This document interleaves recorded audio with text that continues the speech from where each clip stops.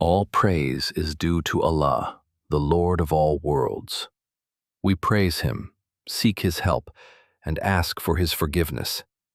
Peace and blessings be upon our beloved Prophet Muhammad sallallahu alaihi wasallam, his family, his companions, and all those who follow his guidance until the Day of Judgment. Dear brothers and sisters, Assalamu alaikum wa rahmatullahi wa barakatuh. Welcome back to our series, Understanding the Surahs, where we explore the meanings of the Quran in simple language so that every one of us can truly connect with Allah's words. Today, we are looking at a surah that speaks about something many people completely overlook. It is a surah that teaches us a profound truth. Islam is not only about ritual prayer and worship. It is equally about kindness, helping others, caring for orphans, feeding the poor, and maintaining absolute sincerity in our hearts.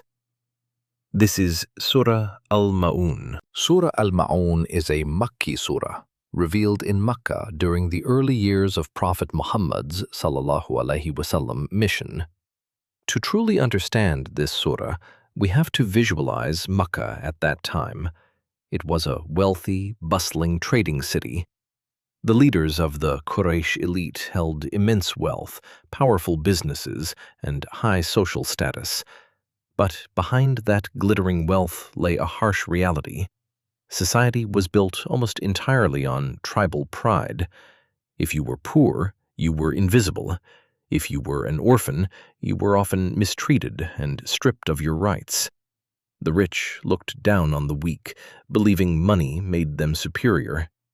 Shockingly, some would even perform acts of worship publicly just to gain respect, while their hearts remained empty of mercy. Allah revealed Surah Al-Ma'un to expose this hypocrisy. It came to teach us that true faith is not just a combination of words. It is actively proven by how we treat people. The surah asks a powerful opening question. What is the ultimate sign of a person who truly believes in accountability and the Day of Judgment?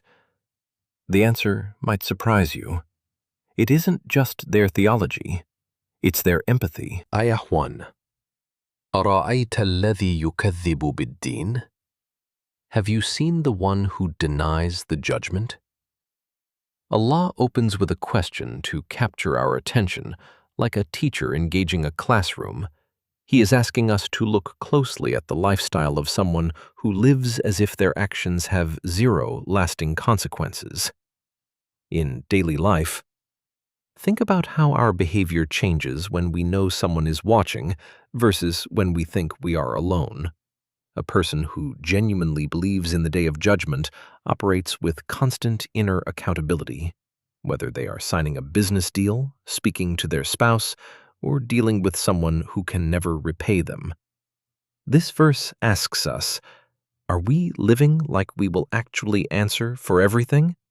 Or have we quietly started living as if we won't? Ayah 2. فَذَلِكَ الَّذِي يَدُّو الْيَتِيمِ. So that is the one who pushes away the orphan. Notice that Allah defines the denial of faith not by a spoken statement, but by a physical action. The Arabic word yadu means to repel harshly, to shove aside with irritation. This isn't someone who merely forgets that orphans exist. It is someone who actively turns them away in disgust. In daily life, this forces us to look at how we treat the most vulnerable people around us, those without protectors or advocates. Do we lose our patience with them? Do we treat them like a burden? The Quran is reminding us that our treatment of those who cannot fight back is a direct mirror of our relationship with Allah. Ayah 3. وَلَا يَخُدُّ عَلَى طَعَامِ الْمِسْكِينِ, and does not encourage the feeding of the poor. This person's heart has become so hardened that they don't just refuse to give charity, they don't even encourage others to help. They are completely indifferent. They don't bring it up, they don't organize relief, and they don't care whether the hungry in their community eat or starve. in daily life. It is incredibly easy to tell ourselves, well, I've never personally harmed a poor person, so I'm doing fine. But this verse raises the bar. Allah is expressing displeasure with simple indifference. If we never use our voice, our influence, or our platforms to encourage charity within our families and workplaces, our silence itself is part of the problem. Ayah 4 and 5. فَوَيْلٌ لِلْمُصَلِّينَ الَّذِينَ هُمْ عَنْ صَلَاتِهِمْ سَهُونَ. So woe to those who pray, those who are heedless of their prayer. This is the verse that shakes most people to their core.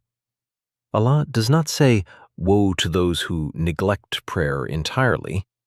He says, woe to those who do pray, but are sahun, careless, distracted, going through the empty motions. Their bodies are in prostration, but their minds are scrolling through their phones, thinking about work, or just rushing to get it over with. In daily life, this is a firm wake-up call for practicing Muslims. We can easily become obsessed with perfecting our outward rituals, the exact posture, the rules of recitation, while letting our hearts stay stone-cold toward the needy. Ritual prayer was never meant to be a private bubble disconnected from everyday life. If our prayer doesn't soften our character, something is fundamentally broken. Ayah 6 and 7. الَّذِينَ هُمْ يُرَؤُونَ وَيَمْنَؤُونَ الْمَعُونَ. Those who pray only to be seen and withhold simple assistance. This takes the spiritual disease a step deeper into riyah, showing off. These individuals turn their worship into a performance for social status.